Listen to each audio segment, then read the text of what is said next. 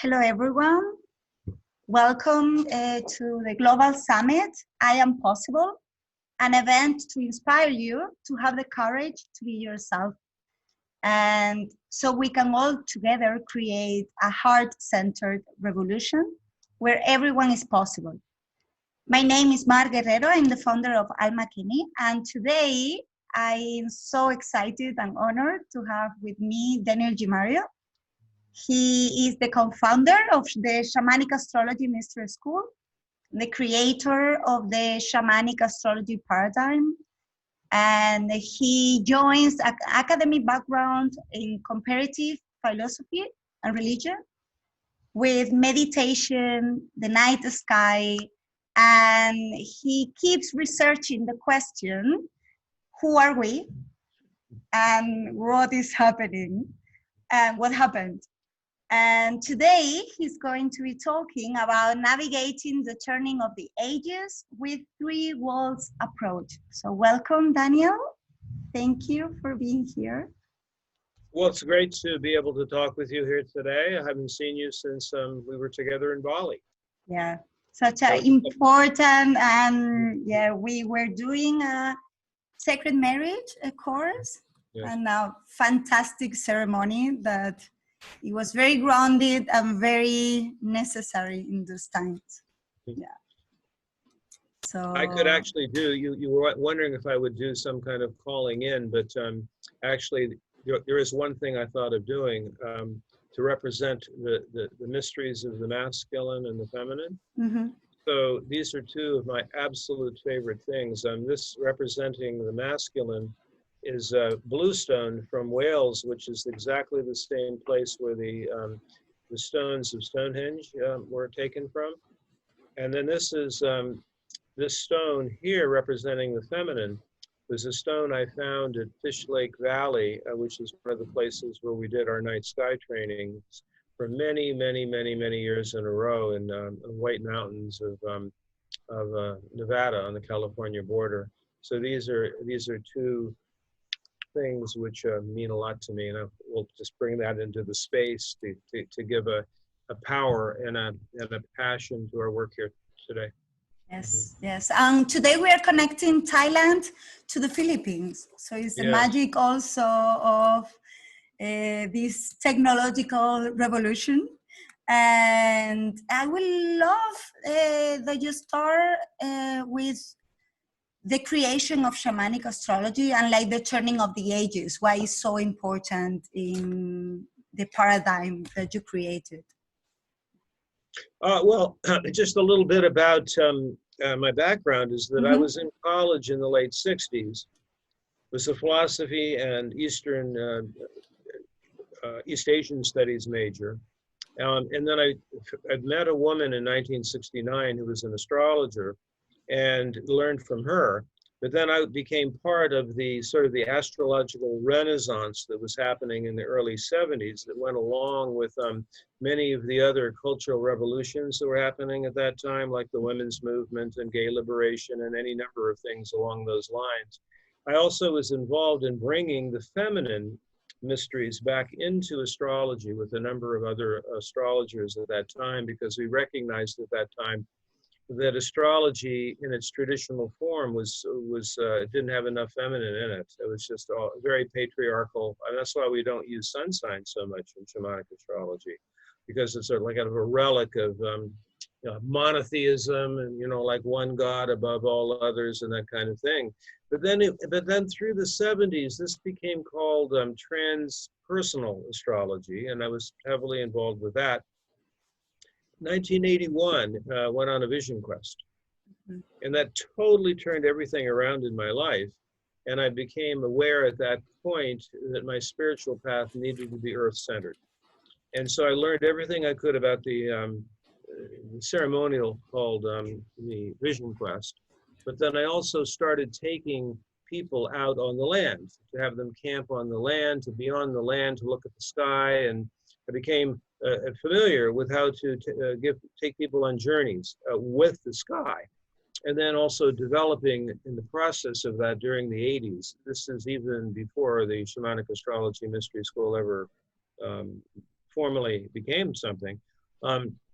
where I learned the techniques, the techniques of the initiatory techniques, a way of looking at the chart, the way of taking the techniques from the past to bring them up to date to the archetypal understanding of this time period. And then also, since you've asked about the turning of the ages, I was one of only 2 astrologers in the 1980s that became aware of what became known as the galactic alignment, which was a way of perceiving something beyond the age of Aquarius, which is putting its attention strictly on the movement of the spring equinox point into a different constellation, but rather to perceive how the clockwork, the calendric structure worked for 26,000 years, and how you would have perceived how that would operate based on the way the path of the sun, the ecliptic, aligns with the plane of the solar of the galaxy. So you have these 2 crosses in the sky, and then we could see when those time periods are of the big turnings. So in the Shamanic Astrology Mystery School, we recognize 1962 to 2034 as the time frame of the Great Turning. And while, I mean, I'm now teaching people in our school that the global configuration that is currently happening, that we're in right now here at the latter part of 2020, who knows how this unfolds between the time we're talking today and when people are going to be watching the video. Yes, we're talking under the October 31st of Halloween, Samhain, Taurus, Scorpio full moon. You know, just very. But you'll all hear this in January. I'm sure a lot's going to happen between now and then. But I'm basically telling everybody that the global configuration, of which you're actually quite aware of, Mar, is the Jupiter, Saturn, and Pluto in Capricorn. And then very soon, Jupiter and Saturn moving into Aquarius. And the fact this is happening arguably at the end and the beginning of a 26,000-year cycle, as I've just mentioned. And it's the bottoming out based on new research of the Kali Yuga, and as well as other cycles that are coming together, ending and beginning, including information that I just recently came upon, which it may be 12 times 26,000 years. So it's like over 300,000 years of human beings having the same DNA, and that it could all be a turning over of that at this particular time. So, but rather than to go that far, which I'm not 100% certain of, I do feel that the current configurations that are happening using the astrology model are the most extreme cycles that will have happened to global humanity in 12,800 years. So this is a big deal, and has really major ramifications on doing a chart or like looking at how to navigate a time like this, and which is I think the main thing we were going to talk about here today. Yeah. And how, because I think for people who are not used to astrology at all, it's hard to follow, right? So I think there is a need to breathe and just take what you can at the level that you are. But what is the turning of the ages exactly? Like, how does it work for people who are not used to astrology? Because sure, because actually the mechanism of it is not astrology at all. The mechanism of it is astronomy, and it has to do with the precessional cycle. It's a 26,000 year cycle. Now I have to admit, in a conversation like this, without visuals, in fact we have like a 5-day 4-night course, to be able to give people the foundation to really kinesthetically grasp it. Yeah. But this cycle of 26,000 years will produce a circumstance where quite literally every sign, the 12 signs, when you divide the circle around the earth by 12, every sign has an opportunity to have every constellation behind it. So that over a 26,000 year time period, the mysteries, the archetypes change. And so they all turn over in 26,000 years. For a long period of time, the emphasis was on, oh, when will the age of Aquarius begin? Well, that was only dealing with the spring equinox. It's like all 4 points are shifting. You know, so you have the equinoxes and the solstices that are moving through different constellations. If you're using a system of symbols, of which astrology is just one of many, then you would take a look at what are the symbols that come from those constellational groups, and then how those symbols interact with the different signs. So, for example, if we're looking at the quote age of Aquarius, that really doesn't have anything whatsoever to do with the sign of Aquarius. It has to do actually with the sign of Aries having the water bearer moving behind it. Now, the main point here is that about every 2,000 years, there's one of these shifts that happen. But then there's also an even bigger shift every 26,000 years. Half of that is 12,800 years. And so we're going back like all the way back to the physical, geological events that occurred during the Lower Dryas, when comets struck Greenland and northern Canada, and the oceans rose about 300 meters. And that's something very interesting for us that live here in the Philippines, because actually the South China Sea, that was all land until relatively recently. So you have this entire additional, not really a continent, but the extension of a long peninsula going all the way down to Indonesia and Borneo, and all part of the Sundaland continent that was happening at that particular time. So I'm just only bringing that up as an example of the importance of 12,800 years ago, when basically everything changed. For those who want to research this, there's any number of different authors that just in the last year have uncovered even more evidence about those great changes. And that ties in to the ancient stories about Atlantis also. You know, for those who want to go to another place. Yes. Another rabbit hole. A rabbit hole. Right, yes. But it's fascinating, right? Because it's like many astrologers are talking about the conjunction that is 30-something years or 20 years, Jupiter, Saturn. But we are talking about cycles that are a lot bigger than that. It's not only 20 years. Right. Well, even the three that we discussed, like the ones that are so dominant for 2020, which is the Jupiter, Saturn, and Pluto alignment. We just think of it in terms of the permutation. Jupiter can be there once every 12 years, Saturn every 30 years, and Pluto every 248 years. So if you look at this historically, there has not been this grouping for 750 years. So it's one of the rarest of all the planetary combinations, right? Now, but if you place that at the turning of the ages, then it becomes even more remarkable and more important. In other words, the one that would have happened 750 years ago would not have happened at the turning of the ages. The one that's happening now is. Then it was not the bottoming out of the Kali Yuga as it is now, and so on. So by placing something as powerful as those three together, and this, as you know, since you also know this work quite well, there's a lot of symbolism in that. That it's like a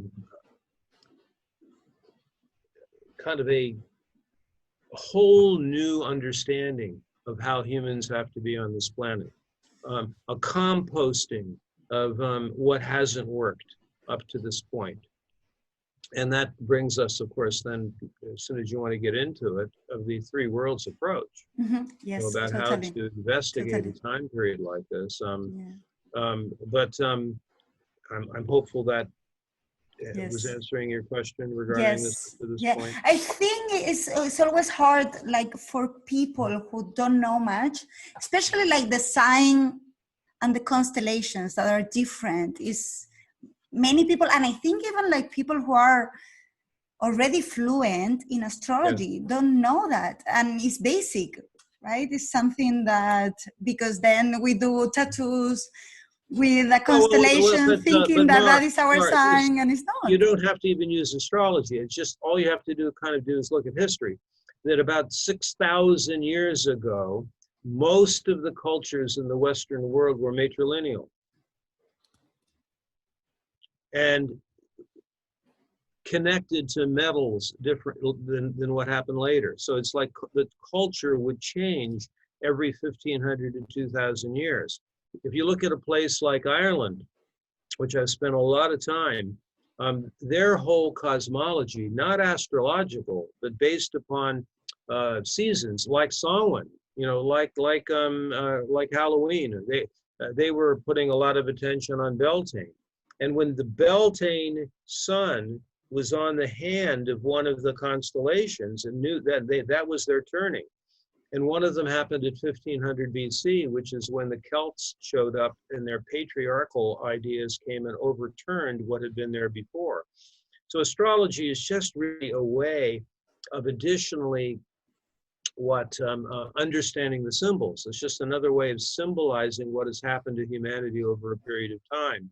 But you can see the exact same thing in the historical record. I mean, you mentioned at the beginning that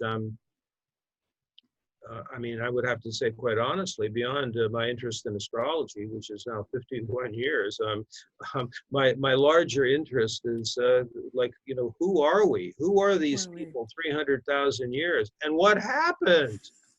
Because I have a view which is becoming more and more seen by so many like non-mainstream researchers, that it's only been in the last 5,000 or 6,000 years that humans have been the way they've been recently.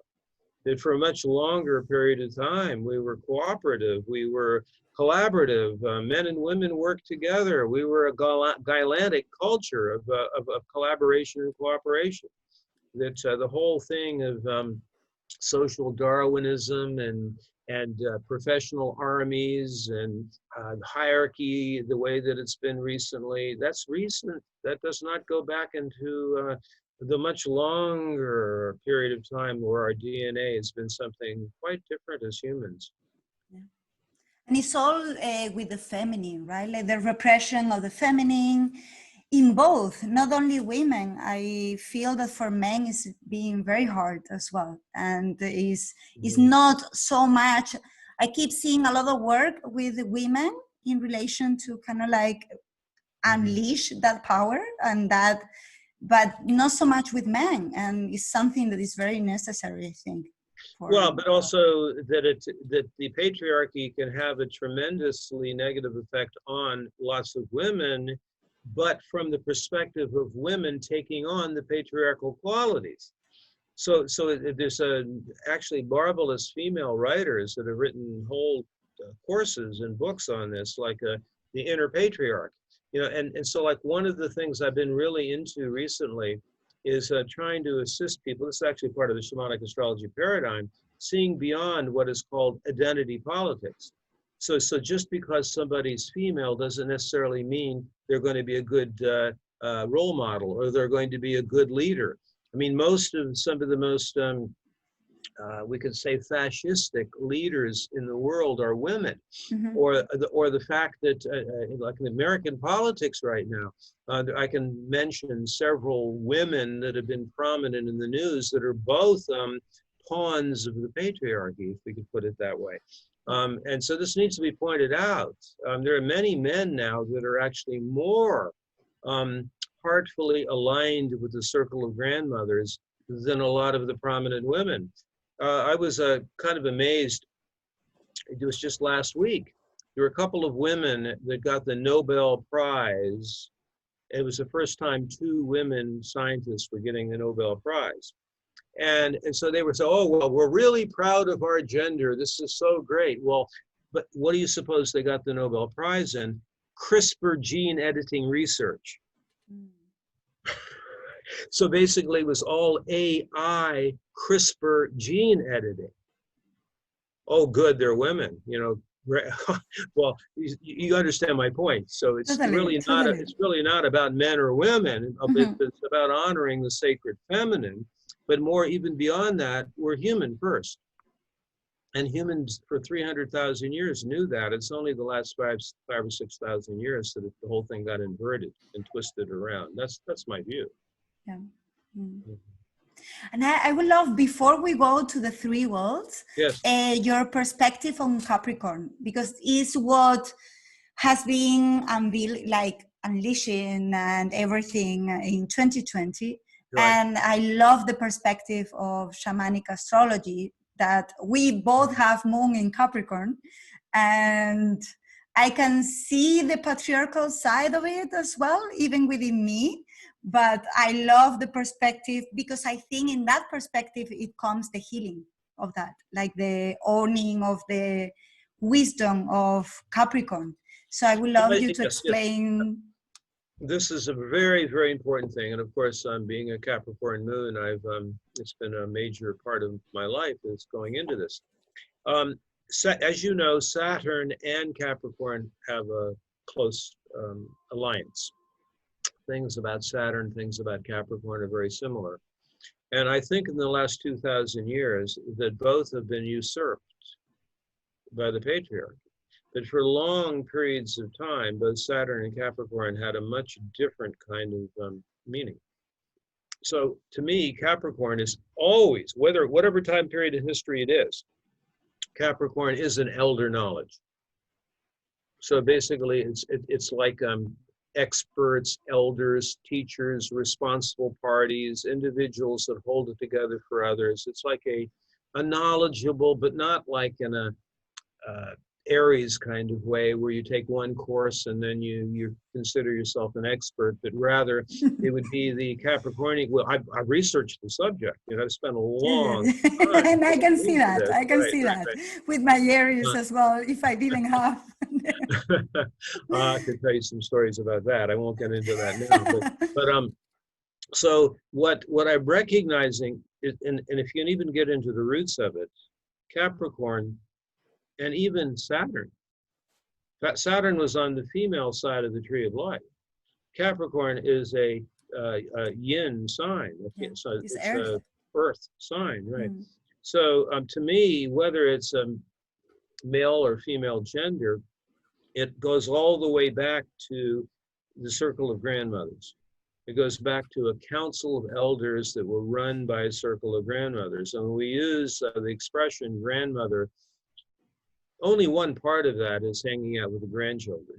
I mean, it's really being in an administrative position, you know, hiring and firing the chiefs, making the decisions for the benefit of the many generations to follow, and honoring what has worked in the past. Bringing both of those together in a way that works, not the shadow of Capricorn, which is like only being concerned about the corporate quarterly profits, you know, and not even being concerned about the generations to follow, or even honoring our ancestors. I mean, I think there's a lot with Capricorn that has to do with the honoring of the older traditions and honoring our ancestors. And that a lot of that has gotten lost in the modern world. And it's sort of a almost like not even an interest in history, which is sad. Yeah. Yeah. So we try. It's coming back at the same time, right? Like there is a lot of more interest in learning from like shamanic cultures and kind of like going back. I think like it's. Well, that was actually one of the major portions of what was talked about in the late 60s, when I was in my late teens, early 20s, with what the understanding then was of the age of Aquarius. It had to do with a connection to our indigenous roots. It had to do with the celebration of our freedom to be to actually be what our archetype actually is, to be beyond the consensus reality, to not conform to what would be considered to be normal, to be absolutely completely unique. But it did connect with that indigenous land-based orientation, which kind of went away. I mean, there's certainly pockets of people who still are, like our friends in Bali, for example, those that are building communities in Costa Rica or Mexico and so on. Unfortunately today, and I've done some of the presentations recently on this, is that Aquarius is like technocracy. It's like just using technology to put everybody into a group hive, you know. It's like connecting humans with AI, which to me is a perversion of what is possible through Aquarius. And that's the turning point. That's really going to be the question for humanity as we move into the time period of Jupiter and Saturn moving into Aquarius. What does it mean to be human? I know for myself that being human means to be organic, means to be not AI, okay? But now I know there are going to be some people who want to use those things, but it shouldn't be something that is forced on everybody. Yeah, and we have seen that, right, in 2020, like with having to work from home. For me, has been very clearly, like I could see very clearly that my body doesn't work well with being just with the computer for X hours. It's like we cannot. It's a liberation, right? Because working from home now allow us to be able to live in a community in the countryside and then go to Bali and work as a nomad. So it gives us this opportunity. That part is great, yeah, absolutely. But if it doesn't, if there is no sun embodiment and sun going to the earth, it gets too much. Well, I mean, out there, right? Can actually be quite outspoken about this. I'm very concerned about where people have to wear masks all the time, particularly putting them on a 6-month-old baby. And because being human involves being able to be a unique expression of like 1,000 different inflections in the face and the eyes and the whole thing. And you can't even know who your mother is if you're masked up and she's masked up. Yeah. It's that I don't want to live in a world with this if it stays like that as the quote new normal. Yes. So I think it's very important that we speak the truth about these kinds of things, and that to me that is the essence of Aquarius. I mean, it's Aquarius actually is to say we have unlimited pathways of freedom and being authentically ourselves. It's about autonomy and sovereignty and self-knowledge, self-awareness, not like going into a collective hive. Yeah. And how when we really tap into that uniqueness is when we together can grow much more. Yes. Instead of the shadow side. I say this other thing that's happening is fake unity. It's a fake unity.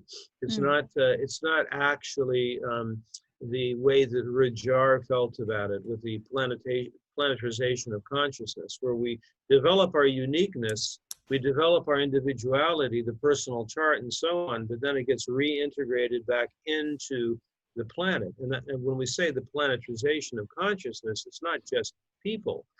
It's actually the animals, the plants, the minerals, the seasons and the cycles, the living planet herself, which the transhumanists don't have any really interest in. Yeah. And that has a chance that is the theme of 2021, isn't it? Like with the square of Saturn, Uranus, and Saturn in Aquarius. It's like what we are dealing when we are watching the video. We don't know how life will be, but there is this chance. Right? That actually is the astrological symbol for what we're talking about right now. It's like, what direction are we going to take? And also as not to fall into the polarity of either this or that, but then how can you actually have some degree of healthy synthesis between the two tendencies. I think in our solstice, we always have this solstice sharing that we do in the school around the December solstice, and I think that'll be the subject of what gets presented at that time. Mm-hmm. So now it will be perfect to go to the three worlds that you were mentioning. Yeah, so in the shamanic astrology paradigm, I kind of was inspired by and borrowed a certain concept from Shamanism 101. And that is the idea of there being three worlds: upper world, middle world, underworld, or celestial world, middle world, and underworld, lower world. I mean, it's so sort of similar expressions. And what I recognized was that if we look at the planetary processes as forms of initiation, which is very important in our school, several planets are the initiatory process of the upper world, or the celestial world. That's Uranus and Neptune. Two of them that we use, Chiron and Pluto, represent initiatory processes of the underworld, or the lower world. And then the nodal cycles, Jupiter and Saturn, are all related to the middle world. Now, each of those worlds has their own way of being. They're all equally valid. Now, it is in fact the case that an individual, like in your own chart, certain years, it might be more underworld, other years it might be all middle world, other years it's a combination of all of them. It can get very complex when you're looking at the chart. But what it is that we're trying to get across these days is that in looking at,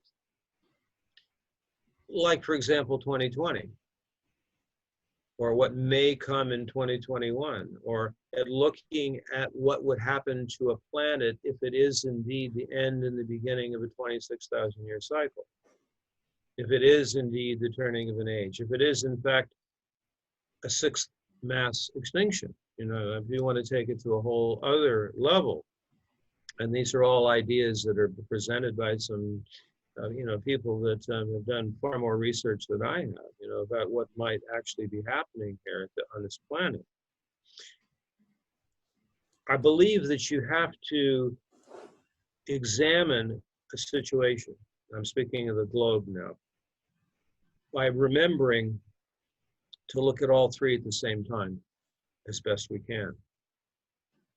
So how would you do that? Well, if we looked at the current situation on the planet and looked at it from the perspective of the celestial, the upper world, then the insight that comes from there is that all is well.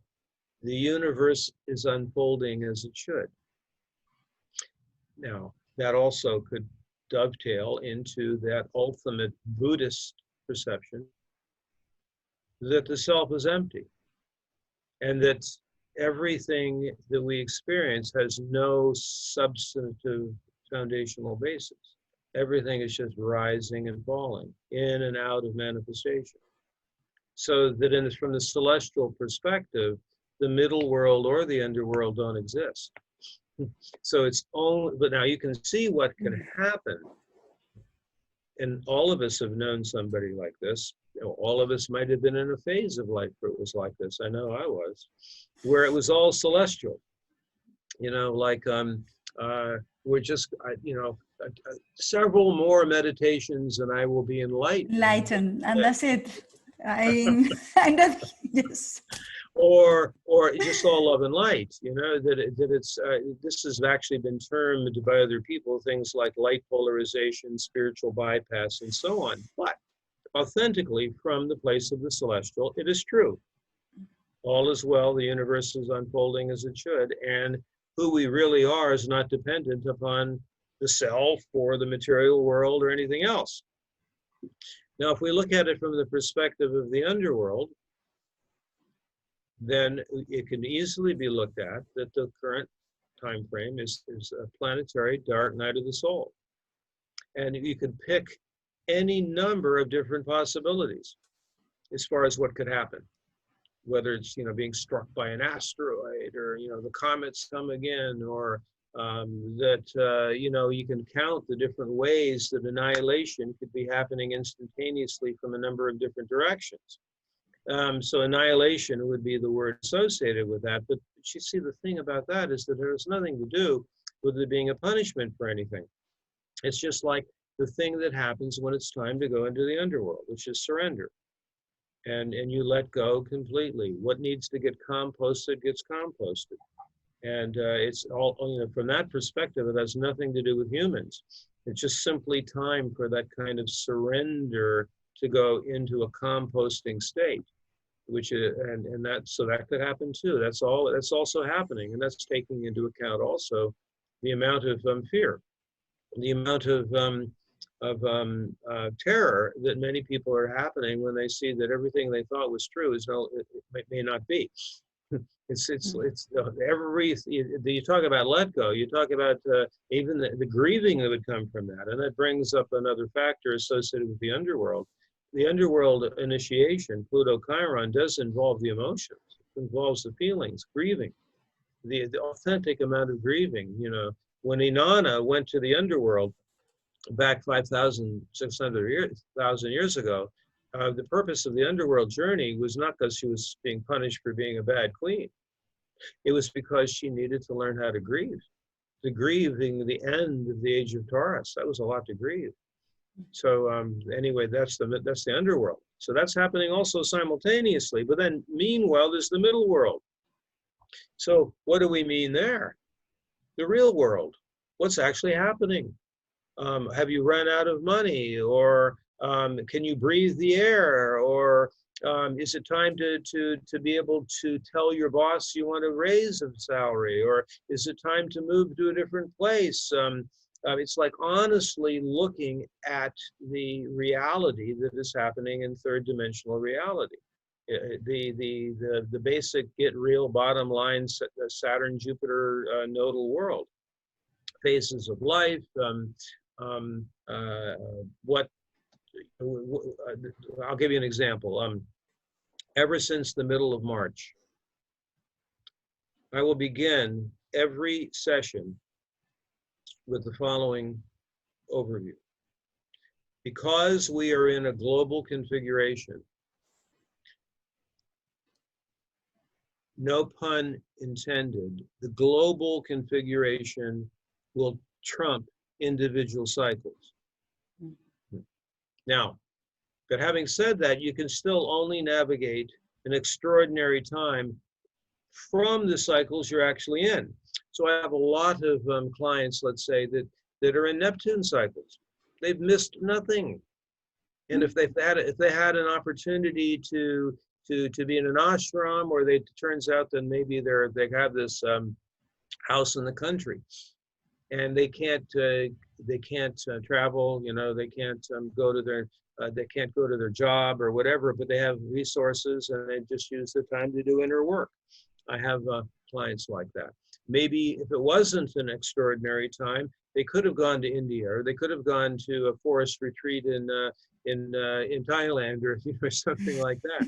But they couldn't. But it's like it wasn't the time for them to triple their income, or or to get married or get divorced. So you can only navigate a time based on the cycles you're actually in. And then meanwhile, I have clients that are in, you'll know about this, it's like the triple jackpot, the time period between 47 and 48, when for a lot of people, the planets are at their greatest strength. Three of them anyway, Jupiter, Venus, and Mars. And they're just doing great. They're with exactly the people they want to be with, the right circumstances.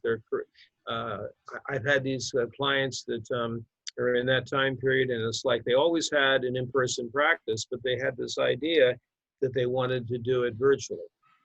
And so it just came about. It was time for them to move into that way of doing things, and it worked out brilliantly for them. For myself personally,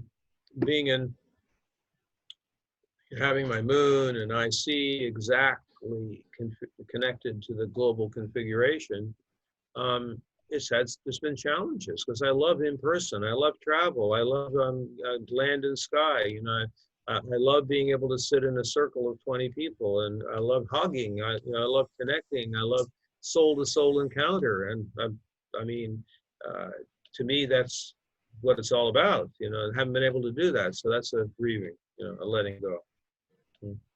Yeah. So that's hopefully that gave a taste of it, and then you can use those planetary symbols for this. But if you put your only attention on the light, too much attention on the light is going to polarize dark. But that doesn't mean to just be in doom and gloom. By looking at the possibilities inherent of a sixth mass extinction or the end and the beginning of a 26,000 year cycle, that's not to bring up fear. Actually, this is it's more of an exercise in consciousness. Way back in the 90s, there was a person that I used to get his newsletters. I mean, it was extensive, deep newsletters. It was called The Leading Edge. And it was, a lot of it was highly advanced consciousness material, but also some of it was what would today be called conspiracy material. Right? Now, he said, if you can't handle this, no problem. I'm not trying to scare anybody, but in order for us to be fully conscious, this is an exercise in consciousness, that you can bring in these, quote, worst case scenarios. That does not magnetize it. To be able to look directly at the truth of something does not mean that you're giving energy to that which, you know, is negative. It doesn't. And particularly when we have an underworld time period, a dark night of the soul kind of thing to a certain extent, people's ways of life are upside down or have been destroyed or changed, transformed, whatever word you want to use there, all of this. And so that it's gonna require a courage to look truthfully at all three worlds at the same time. I have people in the school and friends of mine that don't like hearing this. They just want to be in the light. And then I have other individuals that are just lost into the dark side, as it were. And so, of course, what I do is a good old Libra rising, and I say, well, you know, here's the other side of it. You know, all is well. You know, the universe is unfolding as it should. And then to also be very realistic, depending on what cycle you're in. There's any number of people who are judging themselves because of they can't do what they want to do now. Well, maybe they're not in a cycle that was about that anyway. That's always interesting to discover. And that is also like the wisdom of the feminine, right? Like we cannot push life all the time. We cannot keep forcing, I want this and it has to happen tomorrow, right? Life has cycles, and sometimes the vision is right, but the timing is not right. And exactly. And that astrology is such a gift to see. I've been in that, right? Like trying to push things into happening. And astrology has been very much like, just wait. It doesn't mean it's not there. Wait. It's like one of the principles of this system is that magic happens when three things are all happening at the same time. So here's another three. Okay. So another application to this idea of having the three things simultaneously, like the three worlds approach, but here's another idea. We say that magic happens when three things happen together. The first is, let's say we're desiring something, a certain kind of relationship, a certain kind of job, a certain place to live. Our view is that that thing we are desiring has to in some way be connected to our original intent. Otherwise, it can end up being miscreation. Number two, it has to be the right timing. If you're really clear that your purpose is to be a gardener, you don't begin your garden in the middle of the winter. So it's the right timing on that. And astrology is really helpful in, coming up with the right timing. Also in helping with knowing what your original intent is. I mean, that's one of the big things we do. The third thing, though, includes actually having done your homework. So if you say I'm going to be a gardener, through my strong will, I'm going to be a gardener, but you've never even researched the subject, then you're going to have some trouble. So all three things together, and then you have magic: timing, intent and harmony with your original, and then also the fact that you've actually done something from your side. You've actually, the work. Yeah, do the work. Some of your own work, exactly. Yes. Right. So yeah, that's just another good way of looking at three things, and also how the astrology approach can really be helpful. Yeah, and it's very different to the determinist perspective of this is what is going to happen to you. Right. It's much more like you are also part of it, and you are also making decisions, and it's a tool for liberation and not the opposite. Right. It's one of these things which is, we're certainly not the only approach that feels this way, but it's the fact that the more awake a human being is, there's a co-creation with great mystery. There's a co-creation with creator, or however you want to say that. Otherwise, we end up being like victims, born under a bad sign or whatever it might be. I personally have the idealism that every horoscope is exactly the right set of circumstances in any given lifetime for the unfoldment of the soul. And so there's no good or bad chart. I mean, I'm sure you've run into this more, it's one of the things we have to deal with sometimes. You talk to someone about astrology, and one of the things they'll say is that bad? Yes. It's the first question, right? It's always like, yeah. That getting beyond that dualistic thinking, obviously not every initiatory process is fun, but each of them has its own purpose, its own value. And another proposition we have, another sort of principle, is that the universe is supportive of human beings who are conscious of the time they're in. So if you happen to know the time frame you're in, then there's actually more support that comes. So it's really like a principle of core shamanism. They say, the question sometimes would come like, why do we do ceremony? And one of my favorite answers to that is because the spirits like it. So basically, it's a way of making that connection with the alive world, our animistic connection to being part of creation, not lords over it. Yeah.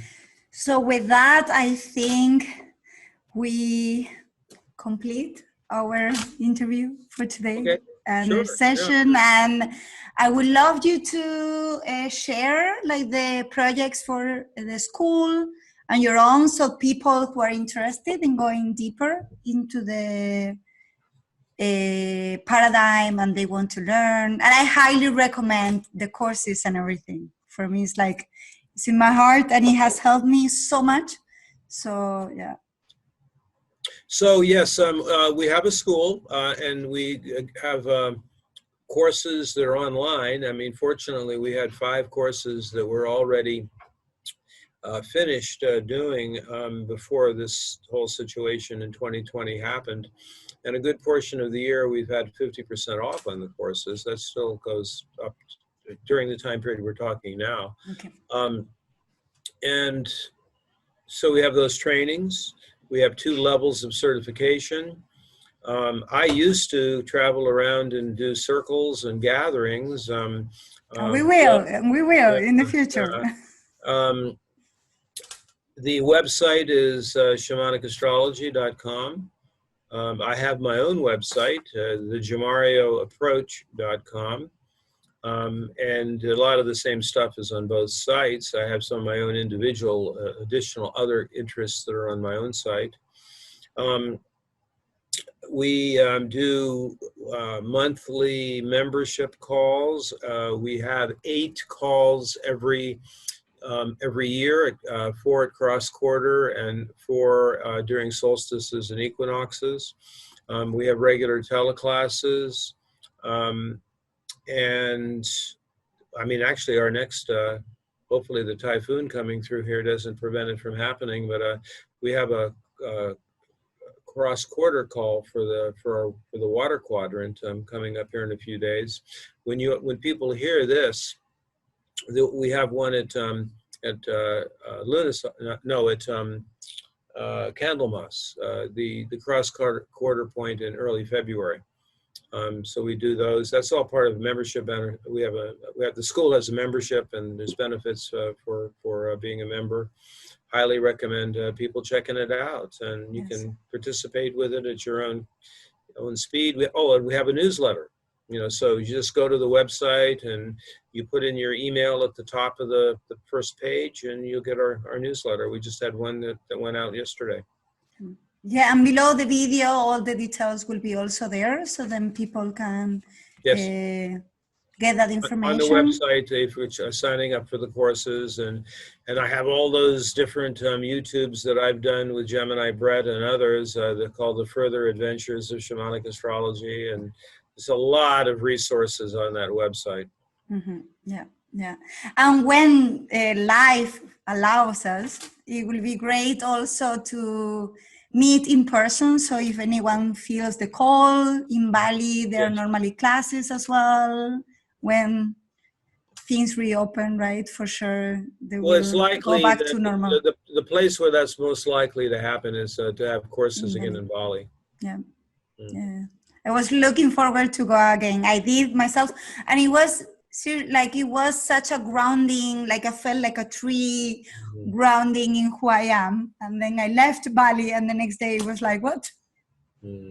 Like the tree totally taken from the roots. It was yeah, I know. I loved going there for those courses. But Levi is still doing them there, and he's the ones that are left there are having a pretty good experience. Yeah, for sure. Right. Also with less people. And Levi is also one of the speakers. So if someone is interested in this, you can also check his talk, and also Kylie and Tammy will be talking as well. So, and Levi is also now is part of our council, governing council. Yeah. Perfect. Yeah. Okay. So any final saying, thoughts? Oh, wow. Well, final is never final, right? Right. Well, final for now. Yeah, just the last, sort of as the essence of the shamanic astrology approach. Get your guidance directly from the planets and the stars, and right now is a phenomenal time. Not only not just about the full moon that's happening, but I mean just in general right now. Mars being so bright, Jupiter and Saturn in January, in February, they'll be very close together in the sign of Aquarius. They'll be forming a really interesting triangle with the star Altair. In the eagle, the eye of the eagle, and so actually to hang out directly with the stars and the constellational groups. I mean, that's actually how the majority of this paradigm came through to me, just by being out on the land a lot and getting the transmissions. And that's what we advocate. And maybe now is a good time to go out. I mean, I get a little I get confused in our conversation because I'm saying, go out right now, you'll see Mars. Yes, and then it will be later, right? Like time. Right. So I'm sure that maybe you'll have a little, when you get to the end of January, you can, you know, bring people up to speed on what's happening then. What is happening in the real time, right? Yeah, it's for astrology, I think it works better, but with the editing and the subtitles and everything. Yeah. All right. Well, great talking with you, and I look forward to seeing you in person. I certainly want to get back over to Thailand at some point, you know, so. Yeah. Okay. Yep. Sounds totally good. So see you, everyone. Thank you for watching, and see you in the next talk and in real life someday. Thanks for inviting me. I appreciate it. Thank you. Bye.